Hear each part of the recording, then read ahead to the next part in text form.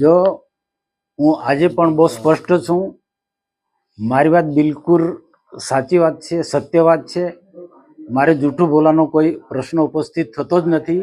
પ્રધાનમંત્રી નરેન્દ્રભાઈ મોદી સાહેબ આવ્યા અને બે મોટા કાર્યક્રમ થયા. સ્ટેચ્યુ ઓફ યુનિટીમાં એકતા પરેડનો કાર્યક્રમ, ભવ્ય કાર્યક્રમ રહ્યો, ત્યાં આખા દેશ ને દુનિયાએ જોયો.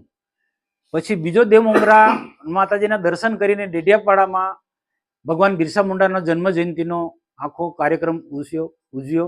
એ પણ એક આદિવાસી સમાજમાં અંદર બહુ સારો મેસેજ ગયો. આવા બે ભવ્ય કાર્યક્રમ પ્રધાનમંત્રીના હોવા છતાં પણ આની હવે સંકલન સમિતિમાં તપાસ માંગી. એક વખત નહીં, બે વખત સંકલન સમિતિમાં એ તપાસ માંગે છે. હવે એ તપાસ માંગ્યા પછી એને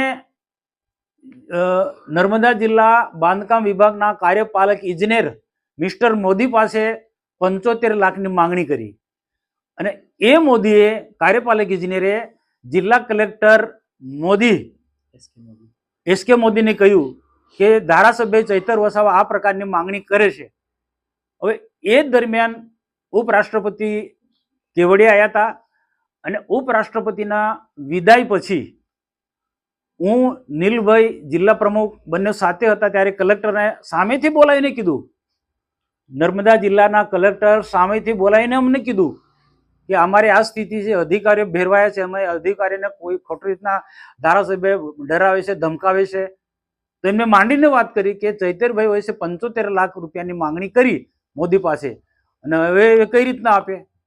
તો અમારા દેખતા જ એમને ફરી મોદીને બોલાયા. મોદીએ કલેક્ટરની હાજરીમાં વાત કરી. ત્યાર પછી બીજા પણ અધિકારી હતા, પણ હવે પ્રશ્ન શું છે, તપાસનો વિષય છે. બીજા બધા પોલીસ વિભાગના પણ ઉચ્ચ અધિકારી હતા, એની સાથે પણ અમે વાર્તાલાપ કરી અને મોદીની હાજરીમાં, કાર્યપાલક ઇજનેરની હાજરીમાં, અને તે વખતે કાર્યપાલક ઇજનેરે કબૂલ કર્યું છે, બધા લોકોની હાજરીમાં, કલેક્ટરની હાજરીમાં કબૂલ કર્યું છે.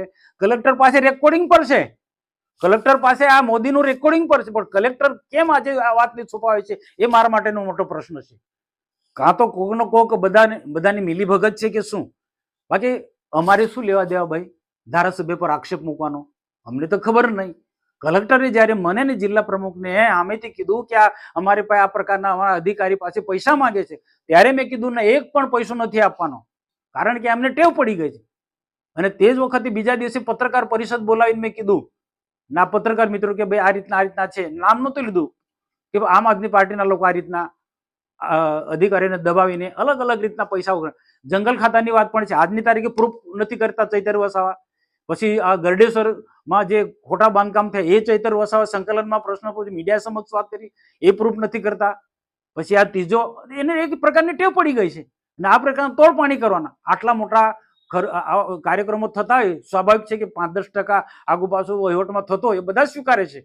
પણ અને તપાસ માંગો તો તપાસ માંગો, તમે તપાસ માંગીને તોડ શું કામ કરો છો? અને આજે 75 લાખની વાત કલેક્ટરે કહ્યું છે, કાર્યપાલક ઇજનેર મિસ્ટર મોદીએ કલેક્ટરને કીધું, કલેક્ટરે અમને કીધું, અને પછી એ લોકો બધા ભેગા પણ થયા છે. અમને કીધું જો સરકાર અધિકારીને બચાવીશું. આ જે હું જે મીડિયા સમક્ષ જે બોલ્યો કે ચૈતરભાઈ 75 લાખની માંગણી કરે છે, એ મારો કોઈ મતલબ નથી. હું કર્મચારી જિલ્લાના અધિકારી ને ના તરફેણમાં સરકાર તરફથી હું તો કહું, સરકારે પણ આમાં સ્ટેન્ડ લેવું પડે, સરકારે પણ બોલવું પડે. ત્યાં નાનો તો સામાન્ય બાબત નથી. ના વાતની સરકાર સુધી આટલા સમયથી મીડિયામાં આવે છે, આ બધી વાત ઉપર સુધી સરકારમાં પહોંચે છે. સરકારને આમાં ન્યાય કરવો પડશે. કલેક્ટર સાચો છે, ચૈતર વસાવા સાચો છે કે મનસુખ વસાવા અને નીલરાવ જિલ્લા પ્રમુખ સાચા કોણ છે, એ કલેક્ટરે સ્ટેન્ડ લેવું પડશે આમાં, અને રાજ્ય સરકારે સ્ટેન્ડ લેવું પડશે. હું છોડવાનો નથી, હું સત્યની લડાઈ લડું છું, હું સાચો છું. હવે સાચો કલેક્ટર છે, કાર્યપાલકજીને મોદી સાચો છે કે ચૈતર વસાવા સાચો છે, હવે તપાસનો વિષય છે. હવે જે મેં જોયું એમનું નિવેદન જોયું, કલેક્ટર કેમ આવું બોલે છે, કંઈક ને કંઈક મને લાગે છે કારણ હશે, એ મારે જાણવું પડે કે કલેક્ટર બિલકુલ ઘસીને ના પાડે છે. કલેક્ટરનું આખું તમે જો હાવભાવ તમે જો, કલેક્ટર આ રીતના દબાય છે કેમ, હું પૂછું છું. આજે તમે મીડિયામાં જોજો, ચૈતર હાવી થાય છે, ચૈતર વસાવા ધારાસભ્ય, અને કલેક્ટર બિલકુલ પેલો ડરપોક હોય એ રીતના આમ મીંડો આડીને બેસી રહ્યો છે. ચોક્કસ આમાં કંઈક ને કંઈક મને લાગે છે. હું સાચો છું કે કલેક્ટર સાચો કે ચૈતર વસાવા સાચો છે એ સરકાર નક્કી કરશે. આ મતલબ સરકાર પાસે હું લઈ જઈશ, અને સરકાર જો મારી સાથે ન્યાય કરે તો હું ભારતીય જનતા પાર્ટી છોડી દઈશ. કલેક્ટર પાસે પણ જઈશ અને સરકારમાં પણ જઈશ, ને સરકાર જો મને ન્યાય નહીં કરે, જો મારી લડાઈ જે છે એ કોની સામે લડાઈ છે? સરકારને છાસવારે ગાળો દે છે, બેફામ ગાળો દે છે, સરકારના મંત્રીઓને ગાળો દે, અધિકારીને ડરાવે છે, ધમકાવે છે. તો આ લોકો વચ્ચે ઉપરાણું લઉં છું. તો સરકારના અધિકારી કે સરકારે મારા બાજુ બોલવું જોઈએ, મને મદદરૂપ થવું જોઈએ. એના બદલે ખોટા લોકોને સરકાર બચાવવા માંગે છે કે કલેક્ટર બચાવવા માંગે છે. કલેક્ટર બચાવવા માંગે એટલે સરકાર બચાવવા માંગે છે એવું મારે માનવું.